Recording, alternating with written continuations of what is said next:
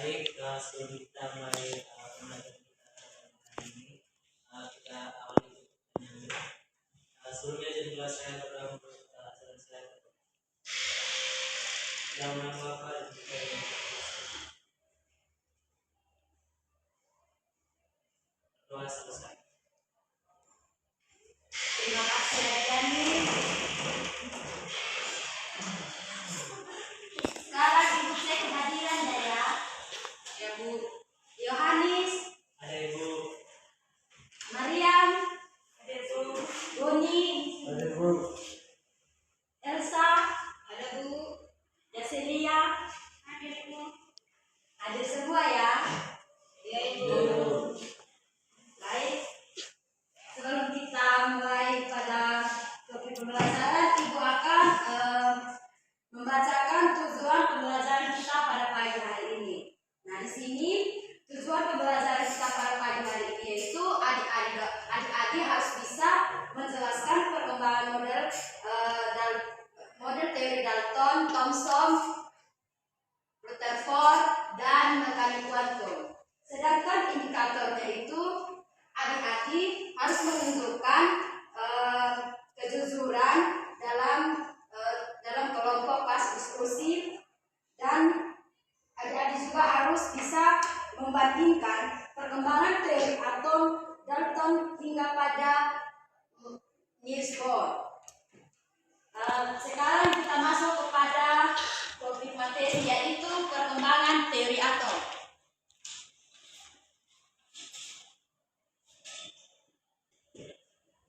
Pada perkembangan teori atom di sini Ibu akan menjelaskan sedikit tentang alih-alih yang mengemukakan teori atom awal mulanya. Ada 3 ahli yang mengemukakan teori atom pertama kali. Yang pertama itu adalah Leucippus. Nah, di sini Leucippus mengatakan bahwa atom adalah unit terkecil penyusun semua materi yang ada di sekitar kita, dan atom tidak bisa dibagi atau diubah lagi. Nah, muncullah ahli baru yaitu Demokritus. Nah, Demokritus mengatakan bahwa jika suatu materi digelar terus-menerus, maka akan diperoleh suatu partikel yang disebut sebagai atomos, yang artinya tidak bisa dibagi lagi. Setelah itu muncullah ahli ketiga. Ahli ketiga ini yaitu Aristoteles. Nah, Aristoteles mengatakan itu berbeda dari Demokritus dan Leucippus. Nah, Aristoteles mengatakan bahwa materi di dalam alam disusun ada 4 unsur. Yang pertama api, yang kedua tanah, yang ketiga air, dan yang keempat udara. Nah, dapat dibagi lagi menjadi lebih kecil sampai tak terbatas. Nah, setelah itu 3 ahli tersebut masuklah pada abad berikutnya, yaitu ada 5 ahli tersebut yang mengemukakan perkembangan teori atom tersebut. Mungkin dari adik-adik ada yang tahu 5 ahli tersebut? Ya, Adik Boni silakan. yang pertama teori atom Dalton, yang kedua teori atom Thomson, yang ketiga teori atom Rutherford, yang keempat teori atom Bohr, yang kelima teori mekanika kuantum. Ya, baik. Terima kasih Adik Boni. Mari kita berikan aplaus untuk Adik Boni.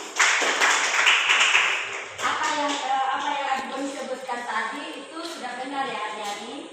Nah, Ibu mau tanya lagi. Mungkin dari adik-adik ada yang tahu pendapat dari teori Dalton? Ya, Adik Elda silakan. Teori Dalton mengemukakan yang pertama, atom merupakan bagian terkecil dari materi yang tidak dapat kembali lagi. Yang kedua, unsur yang sama tersusun dari atom-atom yang identik, unsur yang berbeda dari atom-atom yang berbeda. Yang ketiga, atom-atom bergabung membentuk senyawa dengan berbanding bilangan bulat dan sederhana. Yang keempat, atom tidak dapat diciptakan atau dimusnahkan. Ya, terima kasih Adik Elda. Apa yang Adik Elda baca tadi benar ya adik-adik. Mari kita berikan aplaus untuk Adik Elda. Nah, sekarang kita masuk kepada atom teori atau modern, yang dimana atom alih tersebut sampai sekarang masih digunakan. Nah, Ibu akan menjelaskan sedikit tentang alih yang kelima, yaitu model atom mekanik kuantum. Nah, di sini model atom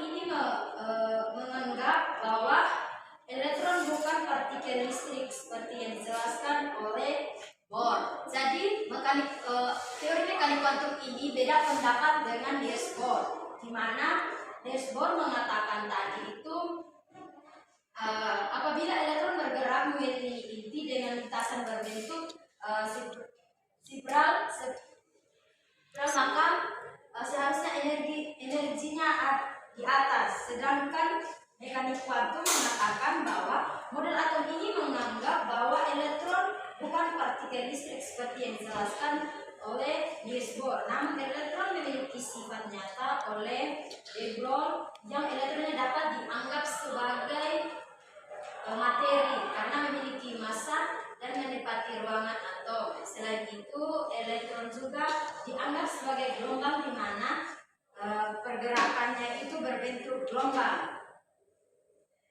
Nah, adik-adik, dari 5 alih tersebut kita sudah mengetahui pendapatnya masing-masing. Di sini Ibu ada LKPD.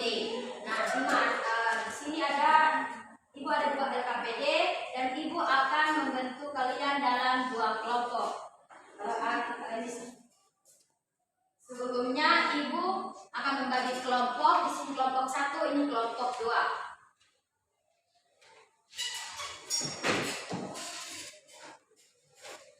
Di LKPD ini kita akan mempelajari sama-sama dan mencari tahu kelemahan dan kelebihan dari 5 alih tersebut yang kita belum bahas tadi.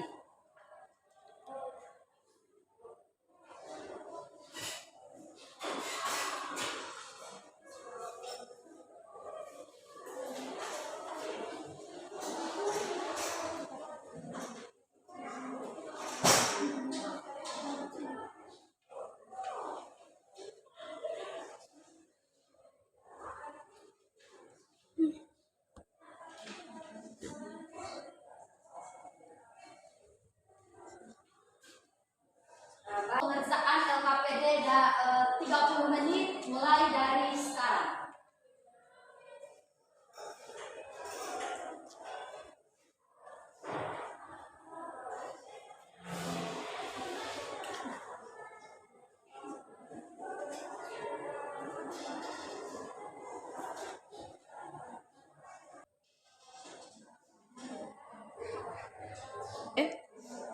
Ya, adik-adik, waktu sudah selesai.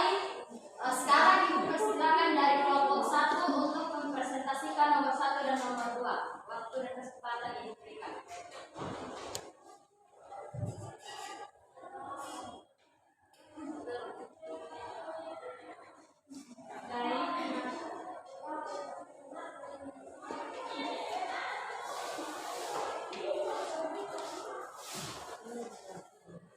Baik, terima kasih atas waktu dan kesempatan yang diberikan kepada kelompok kami.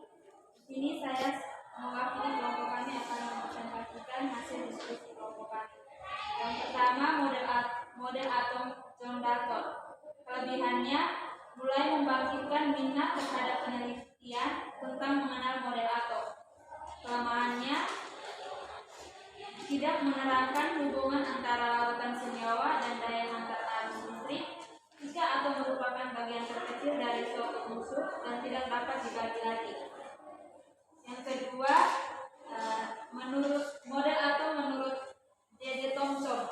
Kelebihannya membuktikan adanya partikel lain yang bermuatan negatif dalam atom. Selain itu juga memastikan bahwa atom tersusun dari partikel yang bermuatan positif dan negatif untuk membentuk atom netral.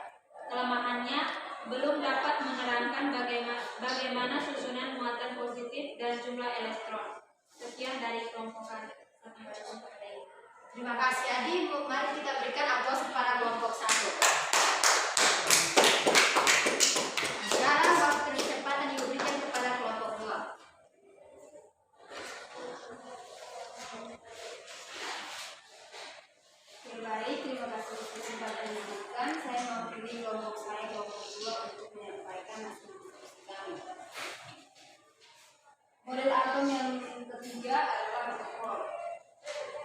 Kelebihan dari model atom ini adalah membuat hipotesa bahwa atom tersusun dari inti atom dan elektron yang mengelilingi inti dan satu sama lain terpisah oleh ruang hampa.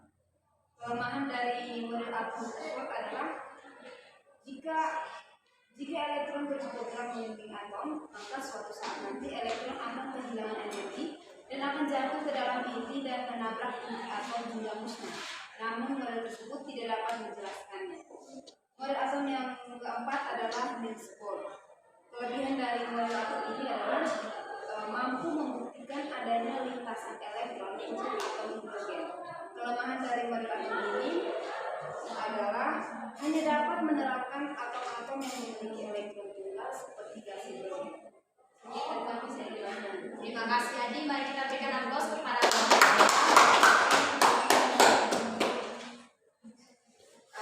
terima kasih. Mungkin kita sudah mengetahui bersama dari hasil diskusi kelompok 1 dan kelompok 2.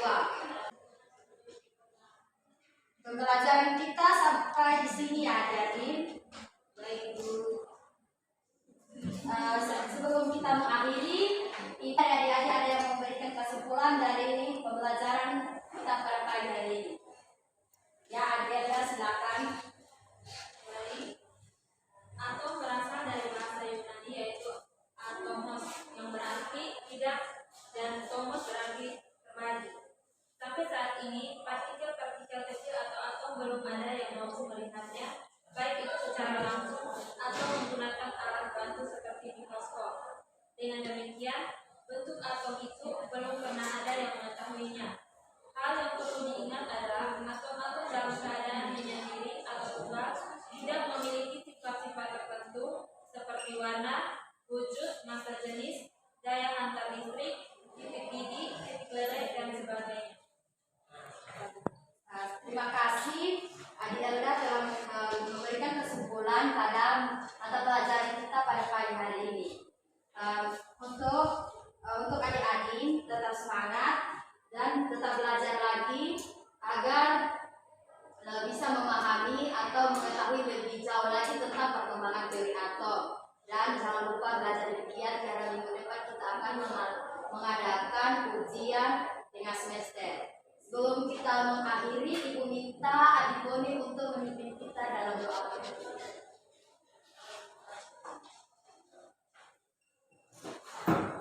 Baik, terima kasih. Sebelum kita belajar ini kita melakukan doa. Kita sama dan saya berdoa mulai.